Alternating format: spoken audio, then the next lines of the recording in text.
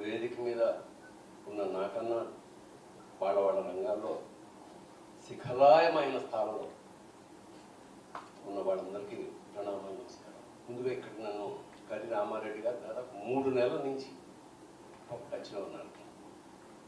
ఆయన ఫోన్లో మాట్లాడుతున్నప్పుడు అతి సౌమ్యంగా మెల్లిగా మాట్లాడుతున్నప్పుడు అసలు ఆయన అతి కోపం అలాంటి మానసిక శాస్త్రజ్ఞుడు కాబట్టి అట్లా కంట్రోల్గా మాట్లాడతాడా నాకు అర్థం కాలేదు. ఇక్కడికి వచ్చాక కూడా అన్ని బాగానే అన్ని ఎలా మెల్లిగా మాట్లాడు. కానీ ఇక్కడికి వచ్చిన తర్వాత టాపిక్ మాట్లాడేటప్పుడు ఆ మెత్తదనంలోనే ఒక కాఠిన్యం కనపడింది. అంటే మన చిక్కన చెప్పినట్టు ధర్మరాజులాగా మెత్తని పులి కరి రామారెడ్డి గారు చాలా చాలా గొప్ప సమావేశం. అంటే ముందు థాట్ చాలా గొప్పది. భవిష్యత్ తరానికి మన చరిత్ర, మన వైభవం ఇవి ఎలా అందజేయాలి. న్యాయమూర్తి గారు కూడా మొత్తం సమావేశానికే మకుటాయమానమైన ఒక కిరీటం లాంటి ఒక క్వశ్చన్ మార్క్ పెట్టారు. ఎలా చేస్తున్నాం కన్నా అసలు ఎందుకు చేస్తున్నాం అని గోపీచంద్ గారు ఒక నవలకు ముందు మాట రాస్తూ అంకితం ఇస్తూ ఎందుకు అన్న ప్రశ్న నేర్పినందుకు మా నాన్నకి అన్నాడు. నెక్స్ట్ జనరేషన్ వాళ్ళు మా నాన్న మరి మనం శివుడిని అభిషేకం చేసేస్తుంటారు, మనం అలా ఫాలో అయ్యాం. భవిష్యత్ తరం అలా ఎందుకు చేయాలి, ఎందుకు పెట్టుకోవాలి అంటాడు. మనం సైంటిఫిక్ రీజనింగ్ అది కానీ ఇక్కడ ఆజ్ఞా చక్రం ఉంటుందా, ఇక్కడ ఏదో బొట్టు పసుపు కుంకుమ కలిపితే ఆ మిశ్రమం ఇక్కడ కనుక ఉంటే అది ప్రతిసారి ఇలా నొప్పుతుంటే మనకి తెలియకుండానే మోటివేషన్, ఆజ్ఞా చక్రం మోటివేట్ అవుతుంది. ఇట్లా ప్రతిదని ఎందుకు చెవులు కుట్టించుకోవాలి, దీనికి బ్రెయిన్కి కనెక్షన్ ఉంది. బ్రెయిన్ కనెక్షన్ ఎలా ఉంది అంటే తప్పు చేసినప్పుడు మనం చిన్నప్పుడు ఇలా చెవులు పట్టుకుని ఇలా గుంజీళ్ళు తీసేవాళ్ళం. అంటే ఇలా పట్టుకున్నప్పుడు ఏదో బ్రెయిన్ జ్ఞాపకం వస్తుంది. అందుకని తమిళ వాళ్ళు ఎక్కువ వినాయకుడిని ప్రార్థిస్తున్నప్పుడు గుంజీళ్ళు తీస్తుంటారు. ఇట్లా ప్రతిదీ సైంటిఫిక్గా మనకి ఉంది. మన చరిత్ర సతీష్ రెడ్డి గారు చెప్పినట్టు మన గత వైభవంని కొంచెం శుద్ధిపరిస్తే అనొచ్చు. ఏదైనా సరే క్రమంగా కొంత పాత పడినప్పుడు ఆ పైన దుమ్ము పొట్టు మనం ఊదేస్తే మళ్ళీ అందులోంచి విషయాలు వస్తాయి. అది నెక్స్ట్. దురదృష్టవశాత్తు ఇలాంటి మీటింగ్లో కుర్రాళ్ళు ఎవరు కనపడరు. అదే ఆశ్చర్యంగా. అంటే ఇప్పుడు మనం ఇందులో బహుశా కుర్రాళ్ళు వేళ్ల మీద లెక్క పెట్టుకోవాలి వాళ్ళే ఉన్నారు.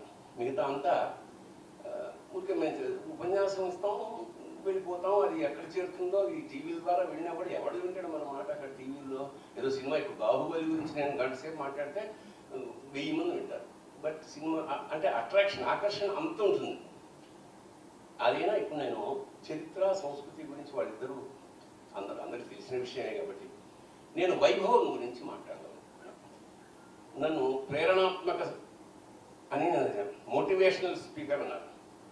మోటివేషనల్ స్పీకర్ అంటే నేను ఎవరినైనా ఉత్తేజపరచాలి లేదా ఇన్స్టెడ్ నేనేమంటున్నానంటే నేను ఎలా మోటివేట్ అయ్యాను నా గత వైభవం నుంచి అనే దాని మీద మాట్లాడతాను. నేను ప్రాక్టికల్గా what I did for that.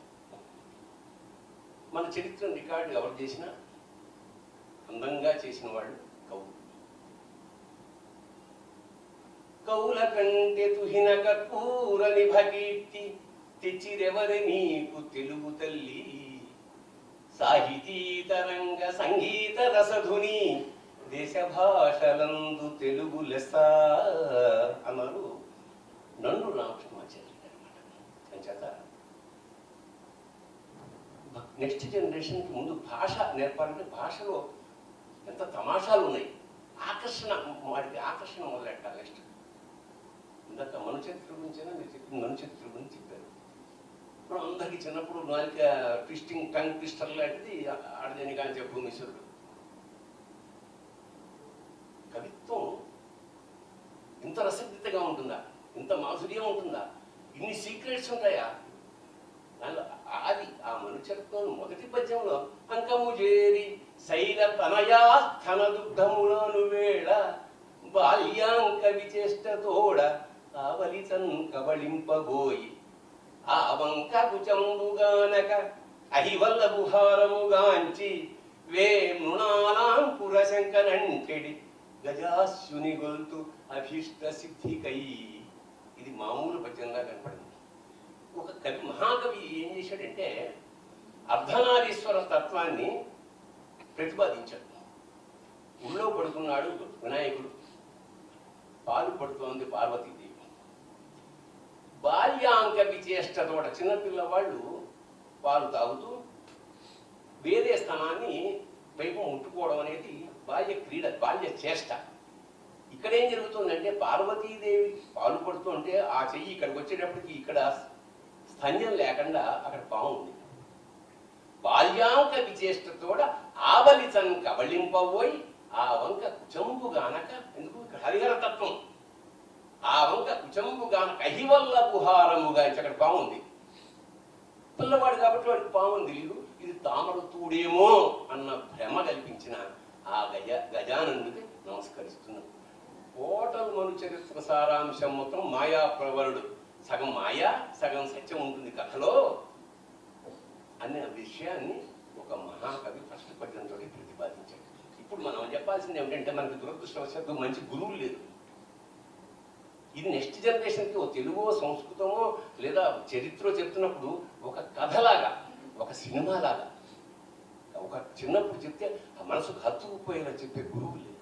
Duty ఎప్పుడైతే ఏదైనా డ్యూటీ అవుతుందో నాశనం అయిపోతుంది. అలా నాశనమైన కల్చర్ మనం.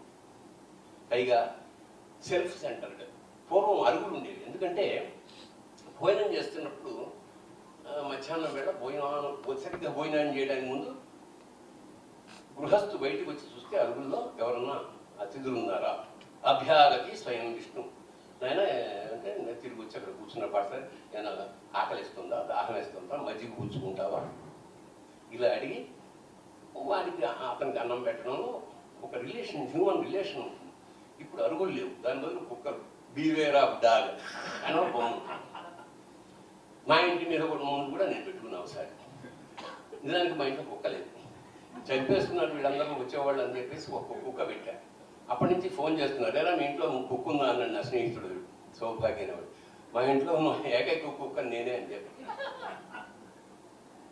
సో ఇప్పుడు అడుగులు లేవు, కల్చర్ లేదు, పక్కవాటితో సంబంధం లేదు. ఒక అపార్ట్మెంట్లో ఉంటే ఎవడన్నా పోతేనో పెళ్ళి అవుతుందో తెలుస్తుంది మనకి, ఓహో ఇక్కడ ఇది జరుగుతుందండి. పెళ్ళైతే ఎంతమందిని పిలవాలి ప్రాబ్లం వాళ్ళకి. అంటే బాగా క్లోజ్ పక్కవాడిని, పైవాడిని, కిందవాడిని ఎవడో నలుగురిని పిలుస్తాడు, 22 మంది పిలవలేడు. మరి పోతే ఎప్పుడు వీడిని తీసేస్తారా అనే ఒక కాన్సెప్ట్ ఉంది. సో ఇంత డిటాచ్డ్గా సమాజంలో ఏ మనకు సంబంధం లేదు, మన దగ్గరికి రాలేదు కదా అనే ఒక ధోరణి ఏదైతే ఆరంభమైందో ఇది మనకు కష్టమే కదా. సో ఇలాంటి ఒక స్థితిలో మనం ఉన్నాం. ఒక సంధికాలం అనుకుంటా మనం ఇవాళ ఒక మంచి ప్రయత్నం మొదలెట్టాం, గొప్ప ప్రయత్నం మొదలెట్టాం, మహాసంకల్పం. ఈ సంకల్పం ఇవాళ ఇక్కడ రేపు ఇంకా విస్తరించి ఇంకా ఎల్బీ స్టేడియం లాంటి దాంట్లో పెట్టుకునే స్థితికి మనం ఎదగాలని మనస్ఫూర్తిగా కోరుకుంటాం. నాకు వైభవం అన్నప్పుడు నాకు మహాకవి శ్రీనాథుడు గుర్తొస్తాడు, కనకాభిషేకం గుర్తొస్తుంది. ఒక మహాకవిని, ఒక కవిని కనకాభిషేకం చేసి గౌరవించుకున్న జాతి మనది. ఒక కవికి అంత గౌరవమా? Is it humanly possible? ఎందుకంటే విదేశాల్లో హోమర్ అనే ఒక రచయిత తను రాసిన నాటకం 4 వీధుల అవతల ప్రదర్శిస్తుంటే 4 వీధుల యువతల అడుగు తింటున్నాడు వాడు. అలాంటి దుస్థితి ఉంది. ఒక కవి రాస్తున్నప్పుడు లైట్ లేకపోతే, ఓ పరమేశ్వర నాకు పిల్లిలాగా కళ్ళు ప్రసాదించు, కనీసం రాత్రులు కూడా రాసుకుంటాను, ఎందుకంటే రాసుకోవడానికి దీపం లేదు అని ఏడ్చిన పాశ్చాత్యులు ఉన్నారు. అది టైం. మన దగ్గర కనకాభిషేకాలు చేసిన వాడు ఉన్నారు. సాక్షాత్తు కవికి భుజాన మోసిన కృష్ణదేవరాయలు సాక్షాత్తు ఉన్నాడు. ఆ కనకాభిషేకం నాకు అది అంటే ఈ వైభవాలకు అది ప్రతీక. మన చరిత్ర తీసుకుంటుంటే ఒక మహాకవికి కనకాభిషేకం చేశాడు. తమాషా ఏమిటంటే కనకాభిషేకంలో అభిషేకం అంటే నీళ్ళ బంగారంతో అభిషేకించినప్పుడు ఇవాళ మనకి ఏదైనా కంకణం గండపెండిని వేస్తే తీసుకుని వెళ్తాం, తీసుకెళ్ళడానికి వీల్లేదు, అభిషేకం మాత్రమే. ఆ పువ్వులో ఏవో వేసినప్పుడు, ఆ నాణ్యాలు వేసినప్పుడు, ఆ దినారాలు వేసినప్పుడు, దినార టంకాల తీర్థమాడించిది దక్షిణాదీసు ముత్యాలశాల శ్రీనాథుడు చెప్పుకున్నాడు. వాక్కు తోడైతాంధ్రమాషా మహాకావ్య నైషద గ్రంథ సందర్భమునకు పగులగొట్టించి దుర్భట వివాద ప్రౌఢి గౌడ డిండిమ పట్టు కంచుఢక్క చంద్రభూష క్రియాశక్తి రాయల యొద్ద పాదుగొల్పిది సార్వభౌమ బిరుదు జటుల మెప్పించదో ఇంక మీద నన్ను రావు సింగ మహీపాలు ధీవిశాలు నిండు కొలువున నెలకొనియుండి నీవు సరస సద్గుణ నికురుంబ శారదాంబ అన్నవాడు శ్రీనాథుడు. శ్రీనాథుడు అక్కడికి వచ్చినప్పుడు గౌడ డిమ పట్టుతో ఢీకుని అతని అహంకారాన్ని, ఆ ఢంక అంటే గౌడ డిండిపట్టే సామాన్యుడు కాదు. అతను వస్తుంటే అహంకార చిహ్నం డంకా మోగుతుంటే అక్కడ లోకల్గా ఉండే కవులు వాళ్ళందరూ గల్పు వేసేసుకునేవాట. అది అహంకార చిహ్నం, అలా వెళ్ళేవాడు. అలాంటి ఢక్కాని డొక్క బద్దలు చేసిన వాడు శ్రీనాథుడు. అయిపోయిన తర్వాత అప్పుడు నాకు ఇది గెలిచినందుకు నాకేమన్నా అన్నప్పుడు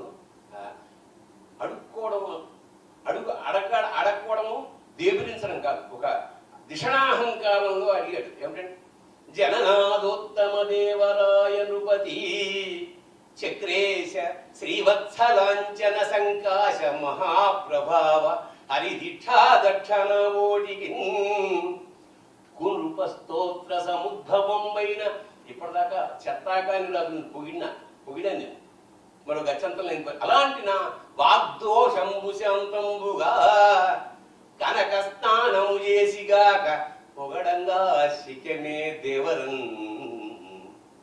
అయ్యా ఇప్పటిదాకా నేను ఎంతోమంది రాజు పోతుంటాను, లేదు మిమ్మల్ని పోడాలంటే ఈ వాక్శుద్ధి జరగాలి, అంటే మళ్ళీ వాగ్దోషం పోవాలి, కాబట్టి నాకు కనక స్నానం చేయించండి అన్నాడు సగౌరవంగా.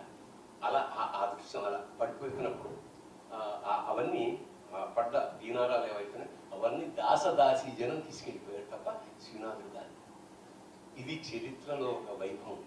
తలుచుకుంటే పులకించిపోతుంది. ఈ పులకింతతో నేను పొందిన స్ఫూర్తితో కవికి కనకాభిషేకం అనే కార్యక్రమాన్ని మొదలెట్టాను. అవిభక్త ఆంధ్రదేశం అప్పుడు పెట్టి ఫస్ట్ వేగుంట మోహన్ ప్రసాద్ గారికి కనకాభిషేకం చేసి ఛత్ర చామరాలతోటి, సన్నాయితోటి, మేళంతో, వేద పండితులతోటి తీసుకెళ్ళి ఆయన కూర్చోబెట్టి 50,000 రూపాయల కిమ్మత్తైన బంగారు పువ్వులతోటి ఆయనకు అభిషేకం చేసేసింది.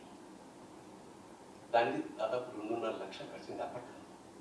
కాకపోతే ఆ కవి వాళ్ళ అమ్మాయి చెప్పింది నాకు, మా నాన్నగారు ఆ చివరి దశలో 9 నెలలు పొందిన ఆనందం అసలు నవ్వుతో అండి, అంతకన్నా నాకు అదృష్టం ఏం కాదు. అంటే ఒక సంఘటన నా జీవితంలో పోతన సినిమా చూస్తున్నప్పుడు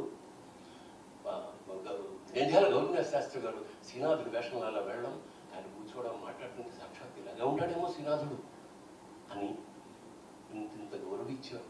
అంటే ఒక కవికి ఇంత గౌరవం ఇచ్చాడా? అది మన సంస్కృతి, అది మన వైభవం. ప్రపంచ సాహిత్యంలో ఎక్కడన్నా చూపించండి ఇలాంటి సంఘటన ఏమైనా జరిగిందా? లేదు. అలాగే రెండో సంఘటన ఇదే విజయవాడకు వచ్చి విశ్వనాథుని స్మరించకపోతే అది ఆయనకేమో కానీ నాకు తగదు, మనకు తగదు. విశ్వనాథ సత్యనారాయణ లాంటి మహానుభావుడు పుట్టిన ఈ గడ్డలో మనం పుట్టి ఆయన నడిచిన మట్టిలో మనం నడిచి ఆయన పిలిచి కానీ మనం అంతకన్నా అదృష్టం ఏం లేదని నేను అనుకుంటాను. జపంగా రామాయణ కల్పవృక్షం నేను ఆరంభంలో శ్రీశ్రీ అంటే యువత రక్తం పొంగుతున్న వేళ మాకు శ్రీశ్రీలు చలాలే, విశ్వనాథులు పడేవారు కాదు, చదివాడు గ్రాంధికమని. ఒక్కసారి విశ్వనాథ సత్యనారాయణ రామాయణ కల్పవృక్షం తిరగేస్తుంటే ఆ భావ పరంపరకి, ఆ భావ శబలతకి, ఆ రమ్యమైన పదజాలానికి అసలు ఊహించగలమా? Can we imagine? మనం ఎంతసేపు షేక్స్పియర్ అంటాం. కాళిదాసు గురించి నీకు తెలుసా? మనకి ఏం తెలుసు, మన వాళ్ళకి ఏం తెలుసు? విశ్వనాథ సత్యనారాయణలో అటు షేక్స్పియర్ ఉన్నాడు, ఇటు కాళిదాసు ఉన్నాడు. Such great man. First time లంకలో సుందరాకాండలో దిగ్గానే హనుమంతుడు సీతమ్మ వారిని చూసి ఆకృతి రామచంద్ర విరహాకృతి, రామచంద్రుడి విరహంలో ఉంటారు సీతాదేవి. ఆకృతి రామచంద్ర విరహాకృతి, కన్బొమ తీరు స్వామి చాపాకృతి, కన్నులను ప్రభు కృపాకృతి, కైసిక మందు రామదేహాకృతి, సర్వదేహమునయందును రాఘవ చంద్రమౌళి ధర్మాకృతి, కూరుచున్న విధమంతయు రామ ప్రతిజ్ఞమూర్తి. ఎందుకు తీసుకెళ్ళో అన్నట్టు ఒక క్వశ్చన్ మాత్రం కూర్చుంటాడు. So that is the greatness of our poetry. ఒక్క పొయ్యం చదివి, ఈ ఒక్క పొయ్యం చదివి రామాయణ కల్పవృక్షం మొత్తం చదివండి. అర్థం కాకపోయినా సరే అర్థం కానట్టే ఉంటుంది. అప్పుడు మనకి ద్రాక్ష పాకం అని, నారికేళ పాకం అని ఇలా ఉన్నాయి. మన పనసపండు తినాలనుకో, ఇది ద్రాక్ష పండుగ తినలేము. కొంత ఒలవాలి, కొంత ఆయిల్ రాయాలి, కొంత పసుపు రాయాలి, కొంత ఆవలం రాయాలి.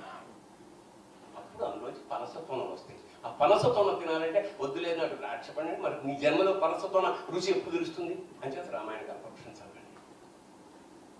ఆ వ్యక్తిత్వం దిషణాహంకార గంభీర సంభార బ్రాహ్మీమయమూర్తి. ఎవడండి ప్రపంచ సాహిత్యంలో ఇలాంటి పద్యం మరొకట్లేదు. మీ గురువు గారు తిరుపతి వెంకట గౌరి గురించి చెప్తుంటే అలా నన్ను నయ్యకు లేదు, అలా నన్ను నయ్యకు లేదు, తిక్కనకు లేదు ఆభోగమస్మాతృషం నలగు స్వాధుర సావతార దిషణాహంకార గంభీర సంభార బ్రాహ్మీమయమూర్తి. శిష్యుడైనాడన్నట్టి వ్యోమపేశల చాంద్రీ మృదు కీర్తి, చల్లబిడ చల్లబిడ ఉన్నట్టుగా ఎవరన్నీ చెప్పగలండి. అసలు తను అంబోడ్చుకున్నాడు. తను బ్రాహ్మీమయమూర్తి, సరస్వతి స్వరూపం నేను సాక్షాత్తు. అలాంటి నేను మా గురువు గారి శిష్యు, ఆయన నా గురువు అయినా నేనే ఇదైతే మా గురువు అంత అని చెప్పడం అది అన్యాపదేశం. ఇలాంటి వ్యక్తి గురువులు ఎంత గొప్పవాడు. తిరుపతి వెంకట కవుల్లో చళ్ళపిల్లవారు ఇదే విజయవాడలో ఒక చారిత్రాత్మక సంఘటన. మహాకవి గుర్రం జాషువా పాదాలకి సాక్షాత్తు చళ్ళపిళ్ళ వెంకట శాస్త్రి గారు గండపిండి ఎరం తిరిగి కులాలు చూశాడు, ఏమైపోయాయో. అక్కడ కులం కాదు, ఒక మహాకవి, ఒక సారస్వత మూర్తికి మరొక సారస్వత మూర్తి వంగి పాదాభివందనం చేయడం మామూలు విషయం కాదు. ఇది పులకించిపోయింది వాళ్ళు చదువుకుంటుంటే. అక్కడ కనకాభిషేకం, ఇక్కడ గండపిండేరం. ఆ గండపిండేరం తొలిగిన తర్వాత ఈ గండపిండేరం తొలగడానికి, అసలు ఈ స్థాయికి రావడానికి కానివ్వండి, తిరుపతి వెంకట కవుల స్ఫూర్తితోటే జాషువా కవిత్వం ప్రారంభించాడు. నా గురువులు అయినా వాళ్ళు అన్నాడు. అలాంటి గురువే సాక్షాత్తు వచ్చి తన కాలికి గండపిండేరం తిరుగుతుంటే ఆ అద్భుతం, ఆ స్థితి ఏమిటది? అంతకన్నా చారిత్రక వైభవం ఏముంటుంది సాహిత్యానికి?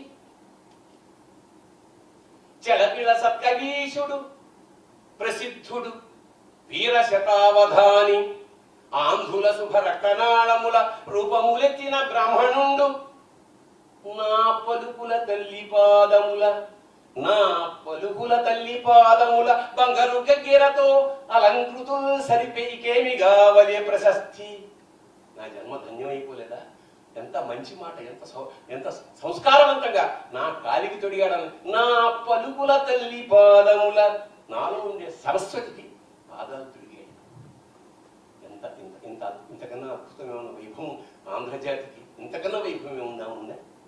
అలాగే మూడోది అవిభక్త ఆంధ్రదేశం. గద్వాల్ పేరు తెలుసుకుంటే కూడా ప్రపంచ సాహిత్య చరిత్రలో గద్వాల్ సంస్థానంలో ఆదిలక్ష్మీదేవి గారి ఆవిడ ఉన్న పీరియడ్లో మన తెలుగు కవితకి, తెలుగు సాహిత్యానికి, తెలుగు కళలకి జరిగిన పట్టాభిషేకం ప్రపంచంలో ఎక్కడ జరిగిందో ఇంకా జరుగుతుందన్న నమ్మకం కూడా లేదు. ఎందుకంటే ఇక్కడ బంగారం కాదు, వెండి కాదు. ఏం చేసేవారు? కవులు, కళాకారులు, సంగీత కళాకారులు 1000 మంది గద్వాల్ 9 రోజులు ఉత్సవం జరిపేది ఆవిడ. ఎక్కడి నుంచో రాజద్వారం దాకా రెడ్ కార్పెట్ కాదు, వైట్ కార్పెట్ వచ్చేవారు. టవల్ సెట్, కవులు, గాయకులు, విద్యూషీమణులు, నాటకాలు వేసేవాళ్ళు, రకరకాల వాళ్ళు అందరూ నడుచుకుంటూ వచ్చిన తర్వాత ఆ తెల్లటి గుడ్డని అలా పట్టు, ముందు మనకు మాయాబజార్ సినిమాలో బలరాముడు వస్తుంటే ఇలా దుల్లుకుంటూ వేస్తాడు, అలా తెల్లటి గుడ్డ మీద వీళ్ళ పాదధూళి, ఈ మహాకవులది, కళాకారులది, వీళ్ళందరి పాదధూళి తీసుకెళ్ళి దాన్ని వస్త్రకాళితం అంటారు. అంటే చేస్తే సన్నటి రసం రాలుతుంది.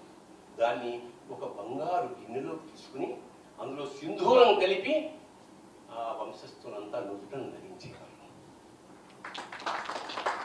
ఈ చప్పట్లు ఆదిలక్ష్మీదేవి దాకా వెళ్ళాలి, కొట్టండి. మన వైభవం. సో కనకాభిషేకంతో ప్రారంభమైన మన సంస్కృతి గండపెండేరం దాకా వెళ్ళి ఇంకా పాదధూళి శిరస్సును దాల్చే స్థాయికి మన సాహితీ సాంస్కృతిక వైభవం జరిగింది. ఇది మళ్ళా పునరావృతం కావాలని మనస్ఫూర్తిగా కోరుకుంటూ, యువతకి మనం ఏం చెప్పాలంటే తెలుగు పద్యం ఎందుకు నేర్చుకోవాలి? పద్యం సైంటిఫిక్ అయితే 72,000 నాడులు కదులుతాయి. ఏదో చెప్పండి, వాడికి ఉపయోగపడాలి. నాకు ఇది వస్తే నాకేంటి, కనీసం సరదా, ఎంటర్టైన్మెంట్, జిగ్లరీ. ఉదాహరణకి ఒక అవధానంలో దత్తపదే అని ఉంటుంది, 4 పదాలు ఇస్తారు. ఆ 4 పదాలు తోటి విపరీతమైన వేరే అర్థం చెప్పమంటాడు కవిని. అది కూడా స్పాంటేనియస్గా చెప్పిన 5 నిమిషాల్లో మొదలెట్టాలి పద్యం. మన కరుణశ్రీ గారు అబ్బాయి జయకృష్ణ బాబూజీ గారు చేసిన పద్యం, యేసు, మేరీ, సిలువ, చర్చి. యేసు, మేరీ, సిలువ, చర్చి, ఈ పదాలు ఎట్టి పరిస్థితుల్లో వస్తూ భాగవత పద్యం ఒకటి చెప్పాలి, భాగవతార్థం వచ్చే పద్యం. అప్పుడు యశోద దగ్గరికి కంప్లైంట్ ఇచ్చారు. దానికి అందరూ వల్ల ఆ పిల్లలంతా వచ్చారు. వాళ్ళు, అమ్మ పోయేదా మెచ్చటికైనను మా అన్నల సురభులాన, మా అన్నల సురభులు, మా అన్నల యొక్క ఆవుల మీద ఒట్టు, అది మాది. మా అన్నల సురభులాన మంజుల వాడిని వెళ్ళిపోతానని మొత్తుకుంటే ఈవిడ సమాధానాన్ని ఇంత అందంగా చెప్పాడు. చూడండి, పాడియేసు పుత్రుని గూర్చి పలుకుటిట్లు, పాడియేసు పుత్రుని గూర్చి పలుకుటిట్లు, తప్పు మీయుల్ల మేరీతి ఒప్పుకొనియే, మీయుల్ల మేరీతి ఒప్పుకొనియే, మంచి భాషలు వట్టి అమాయకుండు, మంచి భాషలు వట్టి అమాయకుండు, సారులెండమ్మ చర్చింప జానరారా. తెలుగువాడికే ఇది సాధ్యం. శుభం భూయ శివోహం. ఇది దుష్ప్రభావం. కానీ అది దుష్ప్రభావం అని తెలుసుకునే వేళకి చేతులు దాటిపోతాయి. అందుచేత మనం రక్షించుకోవాలి. నేను చెప్పబోయేది అది. అందుచేత మనం రక్షించుకోవాలి వాటిని. ఈ సారస్వత వారసత్వాన్ని అవనండి, కళారూపాల వారసత్వాన్ని కానీ కేవలం వాటిని ఎంటర్టైన్మెంట్ కోసమే కాదు, మనం తర్వాత తరాల వాళ్ళకి అందించడం. వాటిలో నిగూఢంగా ఉండేటివి, మార్మికంగా ఉండేటువంటివి, నర్మగర్భంగా ఉండేటువంటి నీతులు, లోకం పోకడలు, జాగ్రత్తలు ఎన్నో మనకి నేర్పించారు వాళ్ళు. వాటిని మనం తర్వాత తరాల వాళ్ళకి మనం అందించవలసిన అవసరం ఉంది. ఇది మనం జాగ్రత్తగా వాళ్ళు లాజికల్గా ఎందుకు అని అడిగినప్పుడు సోదాహరణంగా ఎగ్జాంపుల్ రూపంలో మనం చెప్పగలిగితే తప్పకుండా వాళ్ళు వింటారని నా నమ్మిక. అది ఈరోజు మేధోమదనం చేసే పెద్దవాళ్ళందరూ దయచేసి గుర్తుపెట్టుకుంటే బాగుంటుంది. మరొకటే చెప్పి నేను అంటే సాహిత్యపరంగానే నేను చెప్తున్నాను. జాషువా గారి పద్యాన్ని ఒక్కసారి గుర్తు చేసుకుంటే నాకు అనిపిస్తుంది, ఏ సోక్రటీస్, ఏ మహాతాత్వికవేత్త మనకి నేర్పగలడు ఈ రకమైనటువంటి ఒక గొప్ప ఆలోచన రీతిని. ఈ చోటనే ఏ సత్కవీంద్రుని గమ్మని కరము నశించిపోయే, ఈ చోటనే ఏ భూములేరు రాజన్యుల అధికార ముద్రికలు అంతరించిపోయే, ఈ చోటనే ఏ లేత ఇల్లాలి నల్లపూసల సౌరు గంగలోన కలిసిపోయే, ఈ చోటనే ఏ పేరెన్నికగన్న చిత్రకారుని కుంచి నశించిపోయే, ఇట పిశాచుల తోట నిటలేక్షుడు గజ్జెకి సవరించి ఆడు రణభూమి రంగస్థలి, ఇట మృత్యుదూతిక తీక్ష్ణ దృష్టులయ అవని పాలించు భస్మ సింహాసనము అంటాడు జాషువా గారు. దీన్ని మనం తార్కికంగా ఆలోచించినట్లయితే, ఎందుకంటే నేను చెప్తున్నాను సాహిత్యపరంగా మనం తర్వాత వాళ్ళకి నేర్పవలసింది ఇది. ఒక్కసారి చదవండి, ఏ మహాతాత్వికవేత్త కూడా మీకు నేర్పని సత్యం పామరుడికి కూడా పద్య రూపంలో, అందుకనే సత్యహరిశ్చంద్ర నాటకంలో జాషువా గారి పద్యాలు పెట్టుకున్నారు అని అంటారు. ఎంత గొప్పగా చెప్పాడు తాత్వికత్వాన్ని. అంటే ఆయన నిరుత్సాహాన్ని చెప్తున్నాడా? కాదు. నువ్వు ఎంత గొప్పవాడివైనా కూడా మృత్యువు ఎప్పుడు వస్తుందో తెలియదు, మృత్యువు తప్పనిది. ఒక రకమైన మైండ్ మేనేజ్మెంట్ చెప్తున్నాడు. అందుచేత రేపు చేయవలసిన పని ఇవాళే చెయ్యు అని బోధిస్తున్నాడు. అందుచేత నువ్వు కాస్త డిటాచ్మెంట్ అలవర్చుకో, అన్నిటి మీద అత్యాస పడుకు. మనం తార్కికంగా దాంట్లోంచి మనం ఆలోచించగలిగితే మనకు ఉత్పన్నమైనటువంటి మంచి మంచి థాట్స్ మనకి అందులో ఆయన బోధపరుస్తున్నాడు. ఇది మనం తర్వాత వాడు ఎందుకు చదవాలి అంటే ఎందుకు చదవాలి నాయన అని మనం బోధపరచగలగాలి. బోధపరిచినప్పుడు తప్పకుండా వాళ్ళు మనని విశ్వసిస్తారు. మన సాహిత్యం చాలా సామాన్యమైనది కాదు. మన సాహిత్యం కేవలం వినోదప్రాయమే కాదు. మన సాహిత్యం ఎన్నో జీవిత విలువల్ని మనకు బోధించేటువంటి ఒక ఉద్గ్రంథం లాంటిది. మనం ఆడుతూ పాడుతూ నేర్చుకునే వేమన సుమతి శతకాల్లోంచి మనం అలవర్చుకుంటే మనకి నేర్చుకునేటానికి ఎన్నో విలువలు మనకు తెలుస్తాయని వాళ్ళకి బోధపడి ఇక వాళ్ళు విడిచిపెట్టరు. తర్వాత తరాలు వాళ్ళకి ఒక రన్నర్ ఇంకో రన్నర్కి బ్యాటర్ని ముందుకు పెట్టినట్టుగా వాళ్ళు ఇచ్చుకుంటూ వెళ్తారు. కానీ మనం ఆ ప్రశ్నలకి మనం సమాధానం చెప్పగలిగేటువంటి ఒక విధానాన్ని కూడా రూపొందించుకోవడం అవసరం అని చెప్పడమే నా ఉద్దేశం. చివరిగా ఒక మాట అంటాడు శ్రీశ్రీ, దేశ చరిత్రలో ఉన్నటువంటి ఏందో రాశికి ఆయన అంటారు, ఏ దేశం ఏ కాలంలో సాధించినది, ఏ శాస్త్రం, ఏ సాహిత్యం, ఏ సంగీతం, ఏ గాంధర్వం, ఏ వెలుగులకి ప్రస్థానం అంటాడు. అంటే మనం మళ్ళీ తార్కికంగా ఆలోచించినట్లయితే, లోతుగా ఆలోచించినట్లయితే, ఏ దేశమైనా కూడా శాస్త్ర సాంకేతిక రంగాల్లోనూ, వైజ్ఞానిక రంగంలోనూ, లేకపోతే ఆర్థిక రంగంలో మాత్రమే అభివృద్ధి సాధిస్తే దేశం తాలూకు గొప్పతనాల గురించి తులనాత్మకంగా మనం చూసేటప్పుడు ఈ మొదటి రెండు మాత్రమే గేటురాయిగా నిలబడవు. మనం వైజ్ఞానికంగా అభివృద్ధి చెంది ఉండొచ్చుగాక, ఆర్థికంగా అంటే ఎకనామిక్ డెవలప్మెంట్ అయి ఉండొచ్చు, సైంటిఫిక్గా మనం డెవలప్ అయి ఉండొచ్చు.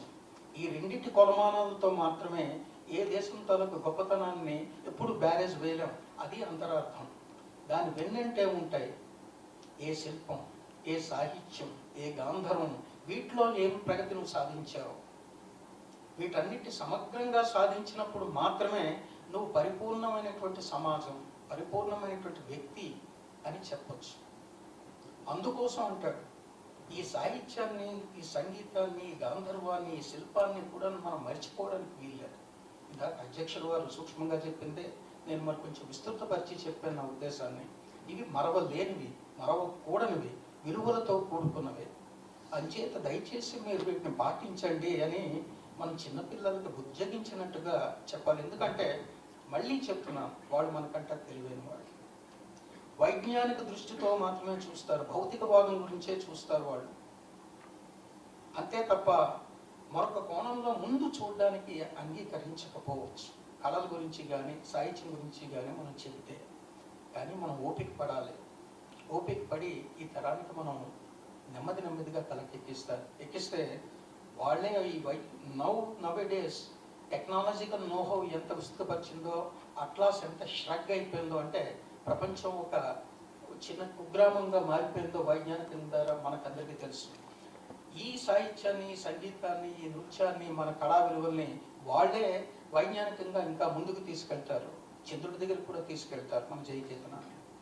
ఇది మనం చేయవలసిన పని ఏమో అని నాకు అనిపిస్తుంది. అందుకనే ఒక 2 నిమిషాలు ఎక్కువ తీసుకుని నా ఊహల్ని పెట్టాను, మీ ముందర ఉంచాను. దయచేసి మరొకసారి నేను ముగించే ముందు చెప్పేది ఏంటంటే, ఎలా ముందుకు తీసుకువెళ్ళాలితో పాటు ఎందుకు ముందుకు తీసుకువెళ్ళాలి అనే వాటికి ప్రశ్నలకి సమాధానం కూడా మనం సిద్ధం చేసుకోవడం మంచిదే. ఈ అవకాశం నాకు ఇచ్చినటువంటి